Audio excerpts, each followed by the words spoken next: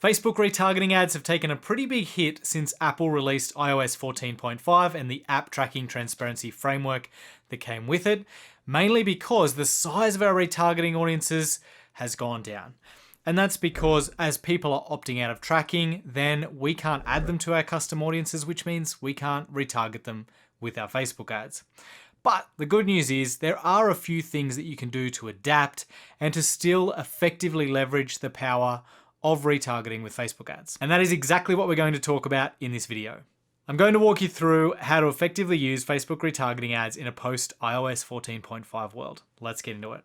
But before we do, the only thing I ask is if you enjoy this video, you tap that like button. It really does help the channel. It helps with the YouTube algorithm, helps make sure more people see these videos. And if you want to hear more from me, make sure you hit subscribe, hit that little bell, and you'll get notified whenever I release a new video on Facebook advertising or digital marketing. So the very first thing to do is set up the Facebook Conversions API. Now, this is not a blanket fix for the iOS 14.5 privacy changes. It's not like it's a workaround to get data back to Facebook even if people have opted out. That's certainly not the case. But what it does do is it makes sure that more of your conversion events get matched by Facebook.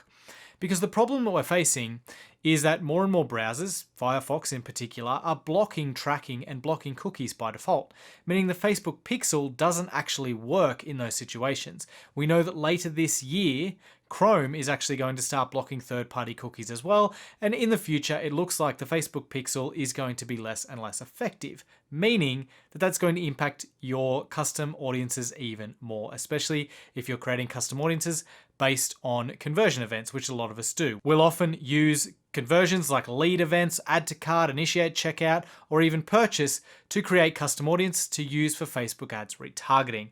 Now that is going to be severely affected as more and more browsers start blocking cookies and blocking that Facebook pixel. So by using the Facebook Conversions API, it means that right now you're actually going to increase the match rate of your conversions, which means that those custom audiences that you use for retargeting that are based on conversion events are going to be strengthened.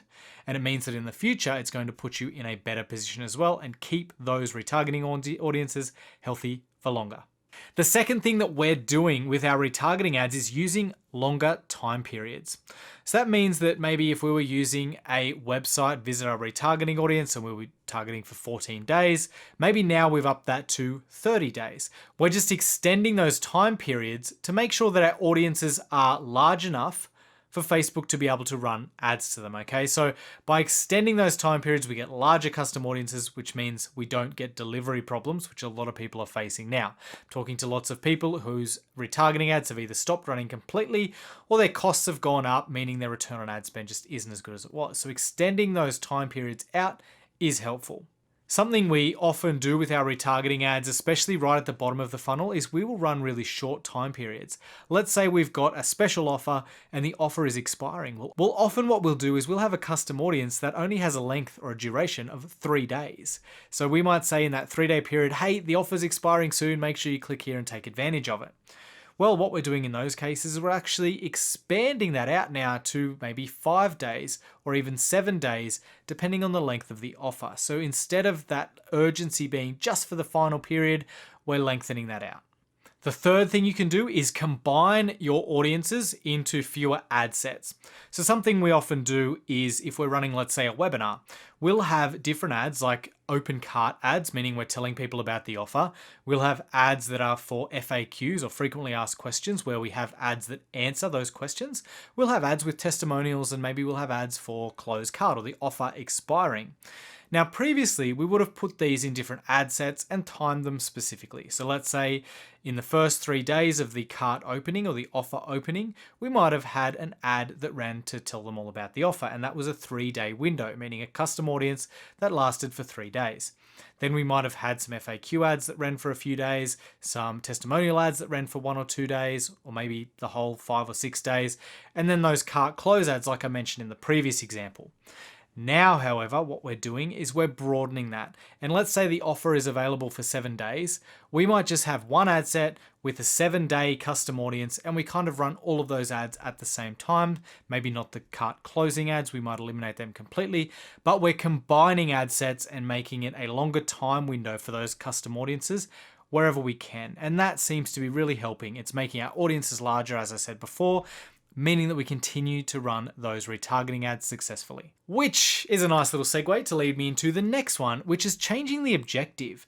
So often with our retargeting ads at the bottom of funnel, we'll run, let's say, a conversion objective and optimize for purchase, or we might even run a website click objective in some case. But what happens as your website retargeting audiences or your retargeting audiences in general get smaller, if you're using an objective like conversions or traffic, then it will stop delivering much sooner than other objectives. So something that we've found, if it's a very small retargeting audience, changing to the reach objective and setting the frequency to 1 ad per person per day or 2 ads per person per day, depending on what you're running.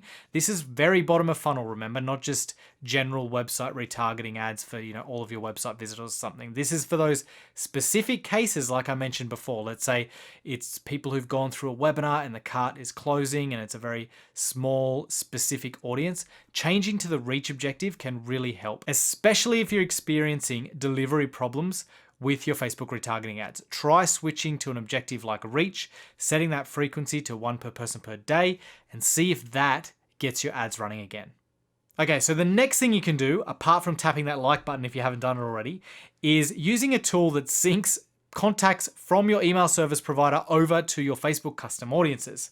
So what these tools do is they will take people who go into your email service provider like ActiveCampaign, Infusionsoft, whatever you're using, and it can actually automatically sync them across as a customer list, custom audience into Facebook. And obviously you can then use that custom audience for retargeting.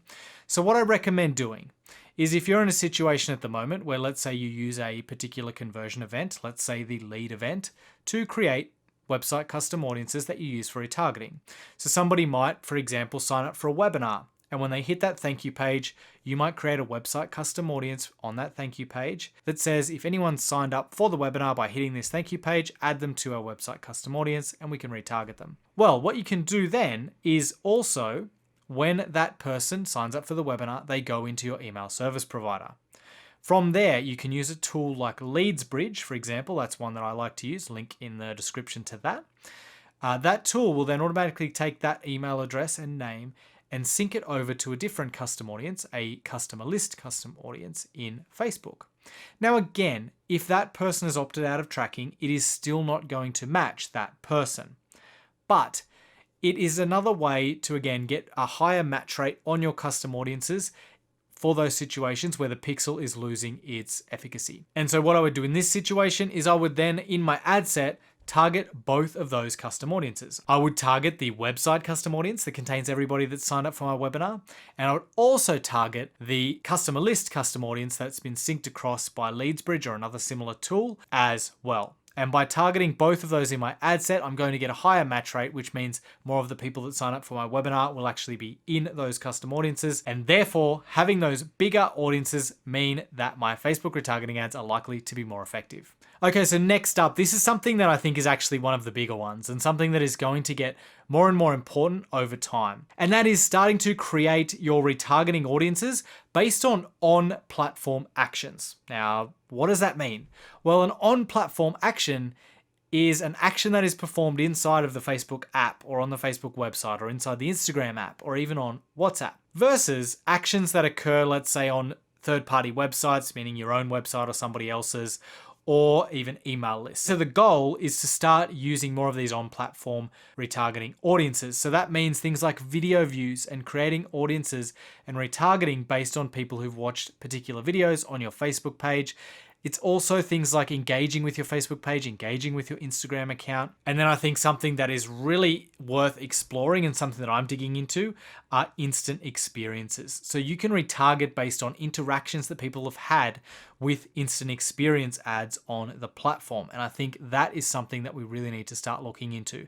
But for now, if you're not using video view custom audiences and if you're not starting to leverage that and add it into your strategy, then I highly recommend that you start thinking about it for your Facebook retargeting ads. Because one thing we know is that Facebook can still track all of the actions that a user performs on their platforms, meaning on Facebook directly or on Instagram directly, even if they've opted out of tracking on an iOS device.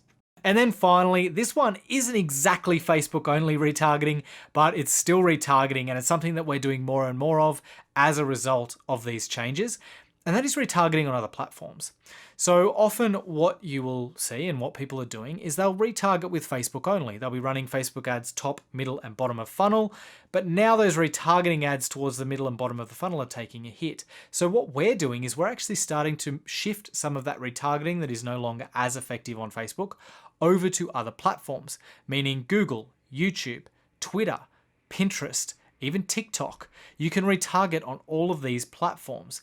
And so just because you can't reach someone via your retargeting ads on Facebook anymore, doesn't mean you can't reach them on these other platforms. Somebody may have opted out of Facebook on iOS, but they may not have opted out of YouTube, for example.